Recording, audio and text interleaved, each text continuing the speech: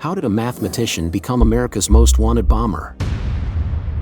Hiding inside a primitive cabin within the Montana wilderness, far from the noise of cities and shining skyscrapers, a man was planning his anti-technology manifesto which terrified the whole country. As he would come to be known, the Unabomber was a mysterious genius with a twisted vision. He went on a mission that lasted for many years, confusing people trying to identify and catch him. So, get ready to be enthralled by a story that delves into the darkest areas of the human psyche. Ted Kaczynski was a mathematician and serial bomber who left 23 people injured and killed 3 people by sending deadly letter bombs over almost 20 years, thus earning him the infamous nickname Unabomber. Theodore John Kaczynski was born on May 22, 1942, in Chicago, to working-class parents Wanda and Theodore, a Polish-American couple. When he was a baby, Kaczynski had an allergic reaction to some medication and had to spend time in isolation during his recovery. Some reports suggest that his personality changed noticeably after this hospitalization. The birth of his younger brother, David, also seemed to have a significant impact on him. During his childhood, the family relocated from the city to Evergreen Park, a suburb of Chicago. Ted transferred to Evergreen Park Central Junior High School, and after taking an IQ test that scored him at 167, he skipped the 6th grade. Despite being a bright child who skipped 2 grades in his early education, he was smaller than his peers and was often seen as different due to his intelligence. Both Ted and David were intelligent, but Ted stood out for his exceptional brightness. Neighbors often described him as a smart but lonely kid. Nevertheless, Kaczynski remained involved in school activities, participating in clubs like the German and chess clubs. Throughout high school, Kaczynski consistently outperformed his classmates academically. He was placed in an advanced mathematics class and quickly mastered the material. His academic prowess allowed him to skip the 11th grade, and with the help of summer school, he graduated at the young age of 15. Kaczynski's exceptional performance made him one of his school's 5 national merit finalists, and he was encouraged to apply to Harvard University. Remarkably, he was accepted to Harvard while he was still 15 years old, and he attended there on a scholarship in 1958 at the age of 16. He studied mathematics there and took part in a psychological experiment led by Professor Henry A. Murray. In this experiment, participants had to endure a lot of verbal abuse. This experience is also believed to have played a role in Kaczynski's later actions. He graduated from Harvard with a Bachelor of Arts degree in mathematics and a GPA of 3.12. Kaczynski went on to pursue further studies at the University of Michigan, where he earned his master's and doctoral degrees in mathematics. The University of Michigan provided him with an annual grant of $2,310, which is equivalent to approximately $19,000 in 2024, along with a teaching position. At Michigan, Kaczynski focused his studies on complex analysis, specifically in the field of geometric function theory. During a period of several weeks in 1966, Kaczynski went through intense sexual fantasies of wanting to become female and made arrangements to meet with a psychiatrist for gender transition. However, when he arrived at the psychiatrist's waiting room, he changed his mind and discussed different topics instead, without revealing his initial reason for the appointment. After this experience, he became very angry and considered killing the psychiatrist and other people whom he hated. Kaczynski considered this episode a major turning point in his life. In late 1967, at the age of 25, Kaczynski became an assistant professor at the University of California, Berkeley, where he taught mathematics. It was a big deal because he was the youngest assistant professor in the university's history at that time. However, his students didn't really like him as a teacher. He seemed uncomfortable teaching, just stuck to the textbook, and refused to answer their questions. He suddenly resigned from his assistant professorship in 1969. In 1971, 2 years after resigning from his job, Kaczynski moved to a remote cabin he had built outside Lincoln, Montana. He chose to live a basic life without much money, electricity, or running water. He sustained himself by taking on odd jobs and also receiving substantial financial support from his family. Kaczynski wanted to be self-reliant and live independently by hunting rabbits and growing vegetables.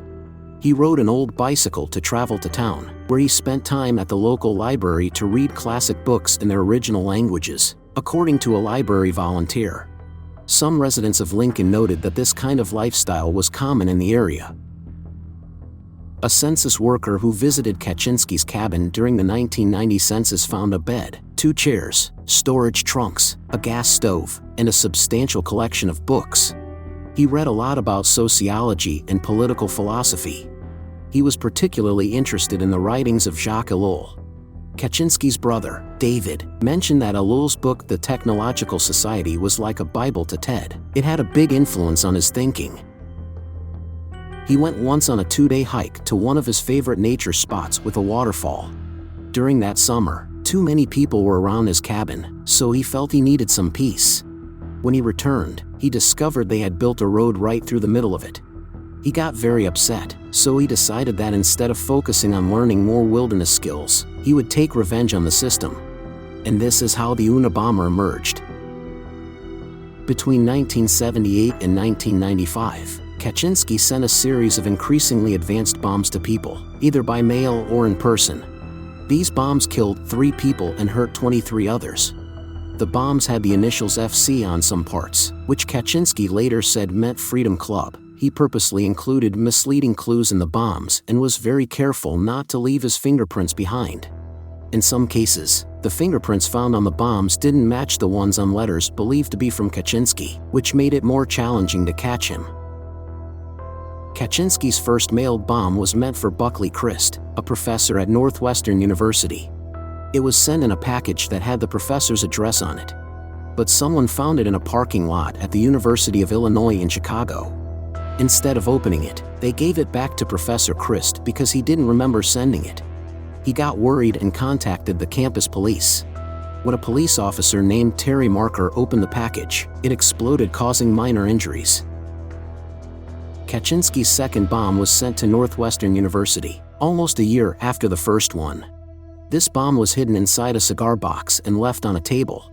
When a graduate student named John Harris opened it, the bomb exploded and also caused minor injuries to him.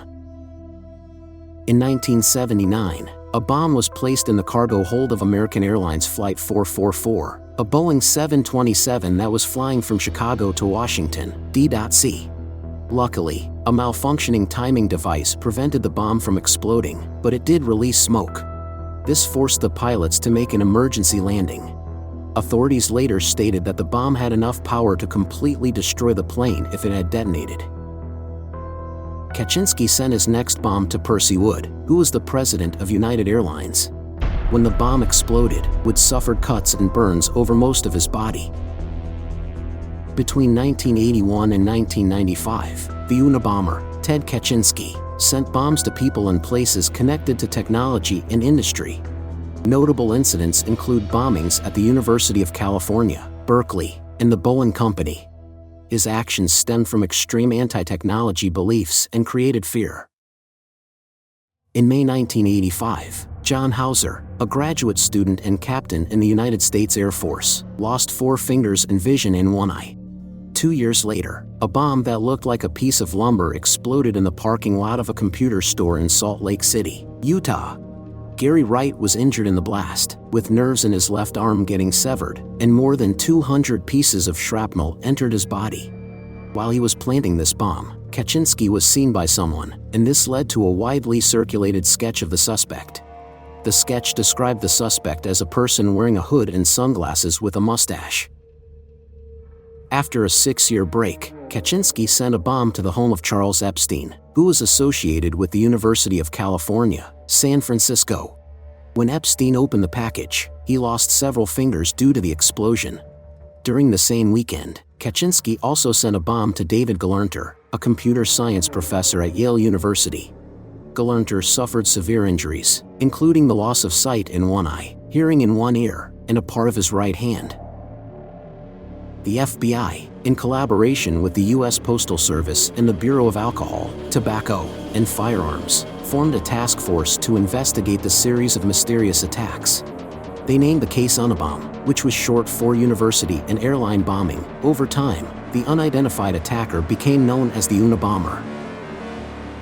In 1995, Kaczynski sent letters to media organizations outlining his goals and demanding that a major newspaper publish his 35,000-word essay called Industrial Society and Its Future, which the FBI later called the Unabomber Manifesto. He said he would stop carrying out acts of terrorism if his demand was met.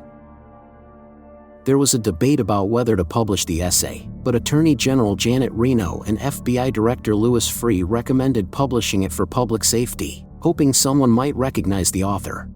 Bob Guccione from Penthouse magazine offered to publish it, but Kaczynski insisted it should be in a more respected newspaper like the New York Times or the Washington Post. He even threatened to plant one more bomb to kill someone if Penthouse published it. Eventually, the Washington Post published the essay on September 19, 1995. Kaczynski's manifesto argued that technology has caused harm to society by making life unsatisfying and causing widespread psychological suffering. He wrote his manuscript using a typewriter and used capital letters to emphasize words instead of italics. He consistently referred to himself as We Were FC, which stood for Freedom Club, even though there is no evidence that he had collaborators. In 1996, Donald Wayne Foster, at the request of Kaczynski's defense team, analyzed the writing and noticed irregular spelling, hyphenation, and other unique language patterns. Based on these linguistic traits, Foster concluded that Kaczynski was the author of the manifesto.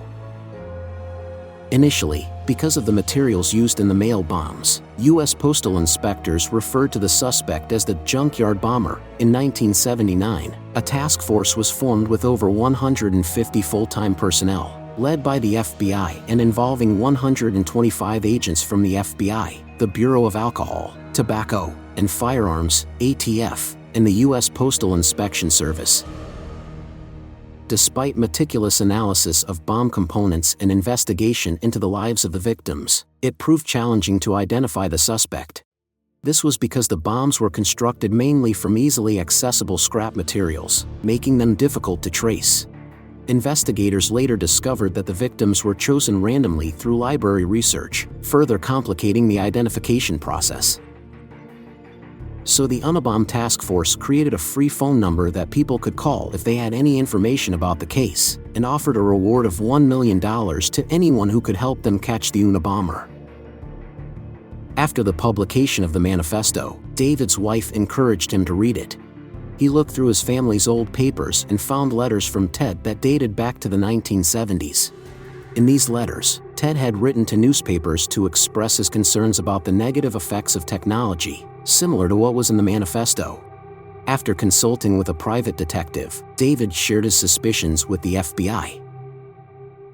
In February 1996, Bichelier shared a copy of Kaczynski's 1971 essay with Molly Flynn at the FBI. She then passed it on to the task force based in San Francisco. An FBI profiler named James R. Fitzgerald used linguistic analysis to compare the writings in the essay with those in the manifesto. He concluded that the author of both the essay and the manifesto was very likely the same person. This discovery, combined with information gathered from the bombings and Kaczynski's background, became the basis for an official document signed by Terry Turchi, the head of the entire investigation. This document was used to support the request for a search warrant. On April 3, 1996, the FBI arrested a messy-looking Kaczynski at his cabin. During the search of the cabin, they found a collection of bomb parts, around 40,000 handwritten journal pages detailing bomb-making tests and the Unabomber incidents, as well as one active bomb.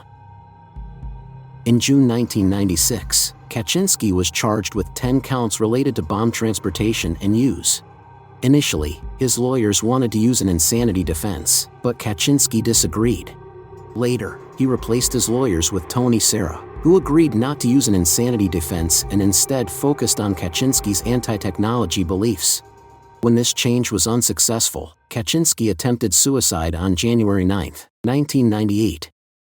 Sally Johnson, the psychiatrist who evaluated Kaczynski, diagnosed him with paranoid schizophrenia. Then forensic psychiatrist Park Dietz disagreed with the diagnosis of psychosis and suggested that Kaczynski had a schizoid or schizotypal personality disorder instead. On January 21, 1998, a prison psychiatrist, Johnson, said Kaczynski could stand trial, even though there were mental health diagnoses involved. Prosecutors wanted to give him the death penalty, but on January 22, 1998, Kaczynski admitted guilty to all charges and was sentenced to life in prison with no chance of parole. He later tried to change his plea, saying the judge had forced him, but the judge, Garland Ellis Burrell Jr., denied his request. After his conviction, Kaczynski was sent to ADX Florence, a high-security prison in Colorado, where he began serving his 8 life sentences without the possibility of parole. However, on December 14, 2021, he was moved to the Federal Medical Center in Butner, North Carolina. Then, on June 10, 2023, at 12:23 a.m., Kaczynski was found unresponsive in his cell. He was taken to a hospital and pronounced dead, aged 81 years old. Prison officials believe he took his own life, and he was also in the late stages of cancer at the time of his death. And this is the explosive story of Ted Kaczynski. Want to find out more interesting stories like this one? Then follow and subscribe to our YouTube channel.